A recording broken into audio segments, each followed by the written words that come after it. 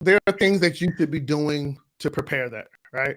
I think one of the cool things is, number one, getting good grades. I always tell people, nobody wants to buy an ugly truck, right? Nobody wants to invest in an ugly truck. So you want to make sure that your son or your daughter, if I say that they're marketable. The reason I say marketable is because now when it's time for scholarship, you can position the things that you do and the position the things that you say so that when it's time to apply, they can say, oh, wow, yeah, I like this person. I love what they have. I love their resume. I love their profile. I love their experiences. You mentioned earlier, all the organizations that you were in college, but we don't talk about the organizations that you should get in before college, the ones that are going to make you marketable so that schools and organizations and alumni associations want to invest in you where scholarships are concerned.